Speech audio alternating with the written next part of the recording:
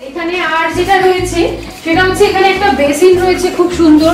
বেসিনের সামনে একদম লাগোয়া মিরর রয়েছে, এখানে চাইলে তোমরা সবাই মেকআপ করতেই পারো, ভীষণ ভালো লাগবে।